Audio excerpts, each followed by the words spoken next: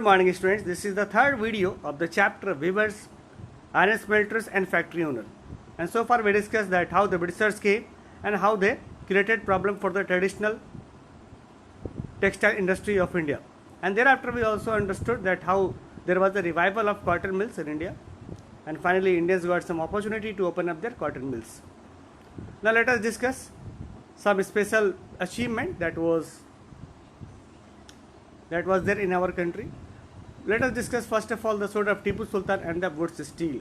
We need to understand here that Tipu Sultan ruled Mysore till 1799 and he fought 4 wars with the Britishers. So here it is the achievement of Tipu Sultan that he fought 4 wars with the Britishers, and finally in the last war he got defeated.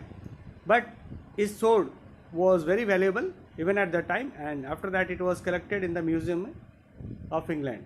The sword that was found next to Tipu Sultan bodies after death, this sword was incredible in its strength and its sharp edge.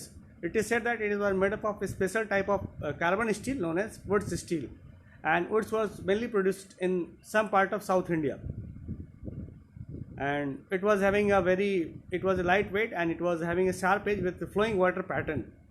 And here it was a special type of sword that was made from the special technique.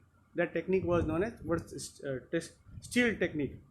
The product that was used was known as woods steel, and that was unique to South India. So how unique it was, let us discuss. Francis Buchanan toured through Mysore in 1800, and year after Tipu Sultan's death, he has written about the technique used to prepare the sword. Woods steel was produced in many hundreds of smelting furnaces in Mysore. In these furnaces, iron was mixed with charcoal and put inside small clay pots. So this was the technique that was used. So technique was almost unique, that how the wood steel was made by smelting it in the furnace. Thereafter it was mixed with a special type of charcoal, and finally it was put inside the clay pot. And after that, with the proper temperature, and smelters produced steel ingots, and this is how the sword was made. But it is very unique task that was done at the time, and after that no one could know that what was the exact method to produce that wooden steel or wood steel. Now after that, as the British established political power in India, the production of wood steel stopped and iron smelting furnaces were abandoned. We need to understand, over the time when the British policies became unfavorable for the Indians and particularly for the weavers, most of the weavers, they left their village area.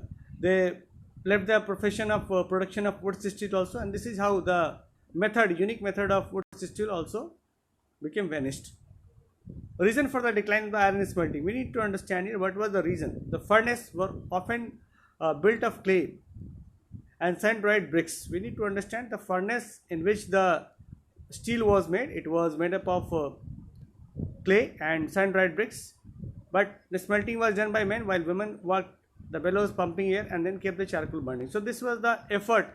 This was the effort of joint family. I mean to say, all the family members were involved in the iron smelting. It was really a very difficult task and family oriented task, we need to understand here. But finally we have to understand that the many villagers abandoned because of the British policy. Now let us discuss about the modern iron steel industries that came up in India.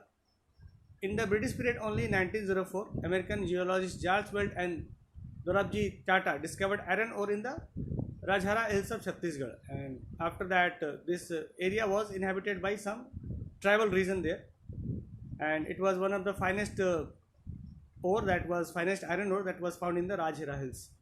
And thereafter here the Tatas were not able to start their own iron steel factory near the Rajhara hills, as the region was very dry. The steel factory needed plenty of water because of that. Okay.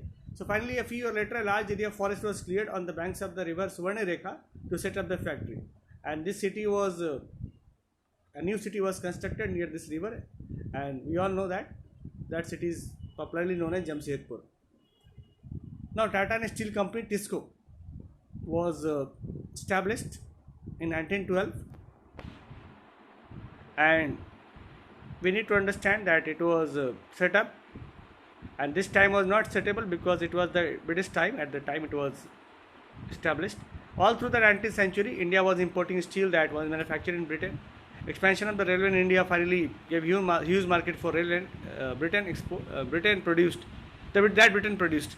And finally, Britishers, experts in the Indian railways, were unwilling to believe that goods quality steel could be produced in India. At the time, the situation was that no Britishers were ready to accept the Indian ore or Indian textile. They were mainly importing it from Britain or other parts of India for making different materials, particularly in the rail factory or rail coaches. But finally, we all know that how in 1914, when the World War I started, how the Indian textile and after that Indian iron and steel textile became important. They started supplying the products, ready-made products and war products to Britishers. So this is how the Tata Steel, or you can say iron steel, that was started by Tata, it became important for India as well as for the Britishers.